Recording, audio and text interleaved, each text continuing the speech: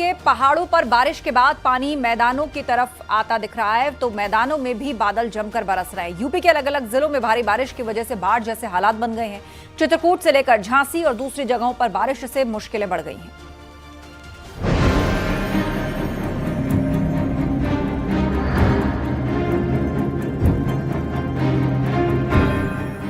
बारिश के मौसम में कई जगहों पर मानसून कहर बरपा रहा है।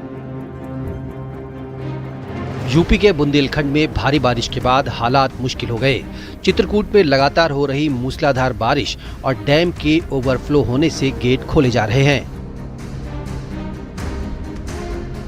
फाटक खोले जाने से यमुना नदी का जलस्तर बढ़ गया है, जिसकी वजह से वो खतरे के निशान के पास पहुंच गई। ऐसे में राजापुर तहसील के दर्जनों गांव में बाढ़ का खतरा है। राजापुर तहसील में बाढ़ का पानी गांवों में घुसने से मुख्यालय से संपर्क टूट गया, जिसकी वजह से लोग जान जोखिम में डालकर बाढ़ के पानी के बीच से निकलने को मजबूर हैं।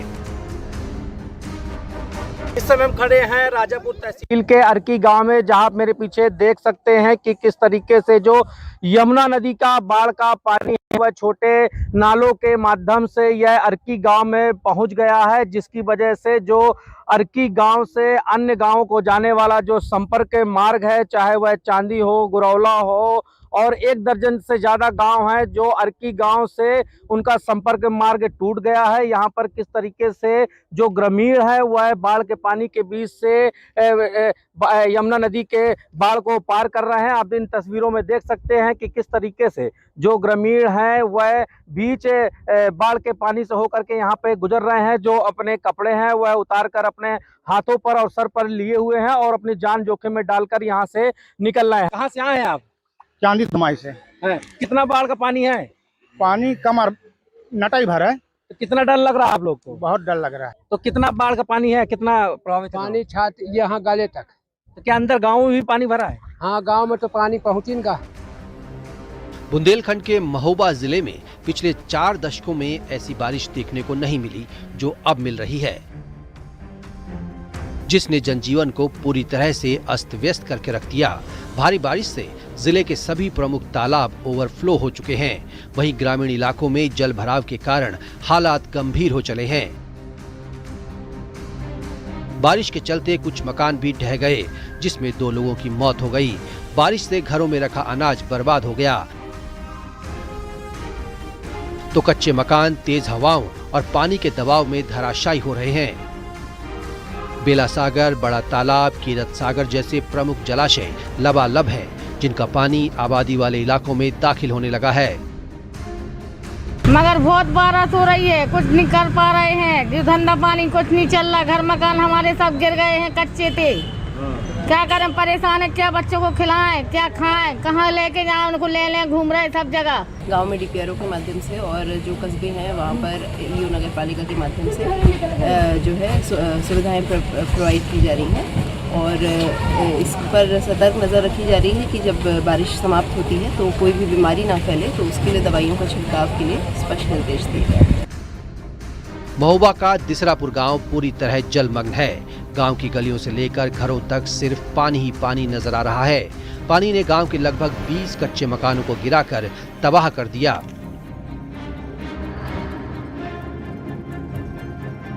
घर भरेंगे वही 20-25 मकान भर गए।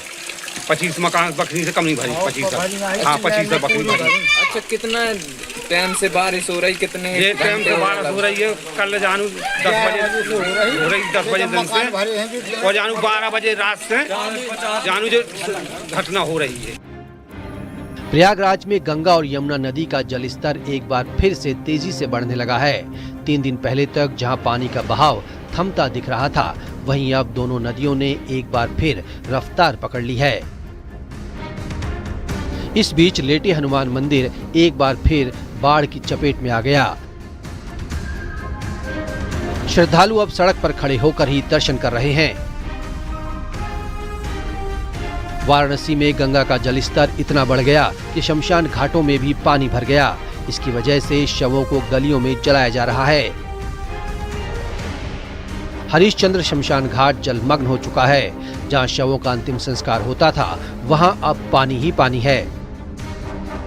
हरिश्चंद्र शमशान घाट पर हैं, जहां की तस्वीरें आप देख सकते हैं कि पूरी तरह से जो पूरा घाट है वो जलमग्न हो चुका है। और घाट का ये जो पूरी तस्वीर है, पूरे जहां प्लेटफॉर्म हुआ करता था, जहां शवदाह हुआ करता है, वो पूरी तरह से जलमग्न है। उस जलमग्न के बाद शवों को अब बनारस की गलियों में जलाना शुरू कर दिया गया है। हरिश्चंद्र घाट के ठीक बगल में ऊंचाई पर एक गली स्थित है, उस गली में शवदाह हो रहा है और शवदाह के जो परिजन है वो इन गलियों में किसी तरह से जो अंतिम संस्कार में शामिल हो रहे हैं।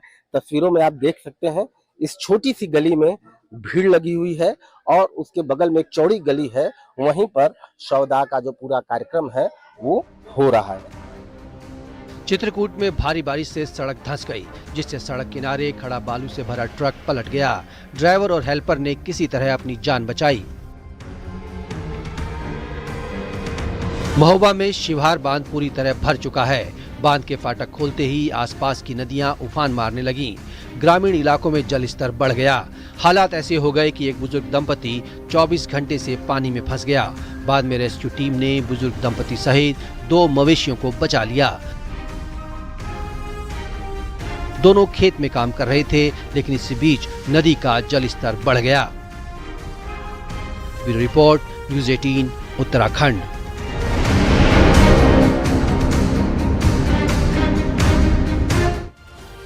काशी में गंगा नदी का रौद्र रूप देखने को मिल रहा है, जिसके कारण कई इलाके जलमग्न हो चुके हैं। रिहायशी इलाकों में पानी घुस चुका है, सैकड़ों घरों में पानी दाखिल हो गया है।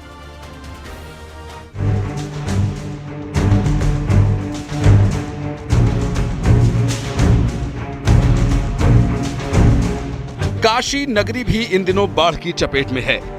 गंगा जी ने रौद्र रूप धारण कर लिया है, जिसकी वजह से खतरे के निशान के करीब हैं। गंगा जी के विकराल रूप से वरुणा उफान पर हैं। सालारपुर, पंचकोसी, कपिलधारा, खालिसपुर की तरह जलमग्न है। बाढ़ प्रभावित लोगों ने राहत शिविरों में शरण लेना शुरू कर दिया। गंगा अपने चेतावनी बिंदु के बिल्कुल पास है, या यूं कह सकते हैं कि छू चुकी है और कुछ ही सेंटीमीटर है। और उसके बाद लोग जो वरुणा है वो गंगा के रौद्र रूप के कारण उफान पर है और जल स्तर बढ़ा हुआ है और आसपास के पूरे इलाके, घर सब डूब गए हैं। अब इस बाढ़ से जिंदगी जद्दोजहद कर रही है। एक महिला है, उनसे हम बात कर लेते हैं। क्या नाम है आपका? मेरा नाम कोमल है। कोमल, आपका ये बेटा है?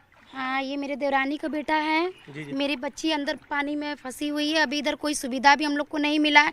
यहाँ कौन सा गांव है ये? ये सलारपुर है। अच्छा, तो यहाँ पे क्या सुविधा मिली आप लोगों को? अभी तक यहाँ हम लोग को कोई सुविधा नहीं मिली। यहाँ के पार्षद का ये कहानी है कि जिसके घर में पानी जाएगा उसी को सुविधा मिलेगा, जिसके घर में पानी नहीं जाएगा उसको कोई सुविधा नहीं मिलेगा। तो बताइए क्या ये रास्ते में कैसे हम लोग आएंगे जाएंगे? अच्छा, आपके घर में पानी घुसा है? पानी वहाँ तक चला गया है, मेरे घर में नहीं आया है। तो लेकिन शाम तक तो आ ही जाएगा ना। जी जी जी। तो उनका मतलब जब डूब जाए तब आइए। हाँ, उनका ये कहना है मतलब कि अगर जिसके घर में पानी चला जाएगा उसी को राशन मिलेगा, उसी को सब कुछ। हनुमान पार्षद। अच्छा, तो ये कहना है लोगों का। बाढ़ की वजह से सैकड़ों घर उसकी जद में हैं। रास्तों का तो नाम और निशान तक मिट गया। रोजमर्रा के काम बुरी तरह से प्रभावित हो रहे हैं। स्कूल भी डूबने से बंद पड़े हैं। ये रास्ता है स्कूल जाने का, लेकिन यहाँ इतना पानी है कि जब तक कोई बुजुर्ग अपने कंधे पर नहीं लेगा। ये सामने देखिए, कुछ लोगों ने पानी की व्यवस्था की है, ऊंचाई पर रह रहे हैं। ये पूरा इलाका, ये शहर का इलाका है, सालारपुर ये इलाका है।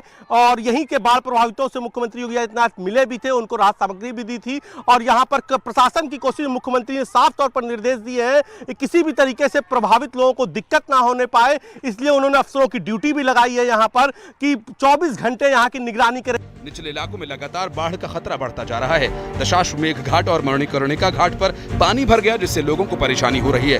चूंकि मिर्जापुर की भी पड़ोसी हालात जानना बहुत जरूरी है, चूंकि उसी के रास्ते गंगा में पानी आता है। तो अगर मिर्जापुर की बात करें तो हाईएस्ट रिकॉर्डेड फ्लड जो अब तक हुई है वो करीबन 80.34 मीटर्स है। मैक्सिमम फ्लड लेवल जो है वो 17 सितंबर 2024 का अगर हम करें तो 76.53 मीटर था। वार्निंग लेवल 76 है और डेंजर लेवल 77 है। करंट वाटर लेवल मिर्जापुर का भी 75.59 है और वाराणसी का करंट जो इस वक्त जो लेवल है वो 69.93 से ज़्यादा है। 70 के करीब चेतावनी बिंदु है। तो ऐसे में अब ये मान सकते हैं कि बस अब कुछ ही सेकंड बाद, कुछ ही मिनटों बाद अब वरुणा के जरिए काशी में भी बाढ़ अपने चरम पर होगी और गंगा अपने चेतावनी बिंदु को छू लेगी, क्योंकि लगातार प्रयागराज के रास्ते गंगा में पानी बढ़ रहा है। तो ऐसे में आने वाले दिन प्रशासन के लिए और यहाँ रहने वाले लोगों के लिए चुनौती से कम नहीं है।